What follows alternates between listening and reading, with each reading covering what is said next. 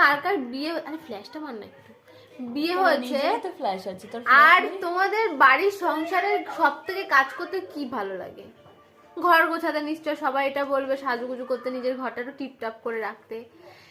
আমাদের একজন ব্যক্তি, মুখটা দেখা একটু, ও বলে কি না ওর নাকি জামা কাপড় কাচতে ভালো লাগে। সত্যি কথা, আমি বউ হাতে মানতো বিয়ার পরের দিন ওই বাড়িতে গেছিল, আমাদের এই ক্যামেরা ওই বাড়িতে গেছিল তো যে বউয়ের সঙ্গে আইতে, তো নতুন একটা, নতুন না পুরানোই তোমার। আর আরেকজন তো প্রো লেভেলের, আমাদের বাসন মাজতে এসব করতে ইচ্ছা করে না, ওর নাকি পোড়া কড়াই মাজতে ভালো লাগে। আমি পরিষ্কার করে সুন্দর করে আমি ফাটাফাটি করে পুরো সাদা করে দেবো কড়াই মেজে। আমার এত না ভালো লাগে। বলছি মানে আমার বেড়া আমার কিছু বলার নেই। কাচতে ভালোবাসি আমি, বউ হাতে পরে ও বলছে ওর বরের জুতো নাকি ঘষে ঘষে পরিষ্কার করতে আমার ভালো লাগে। ভালো, আমার খুব ভালো লাগে আসতে।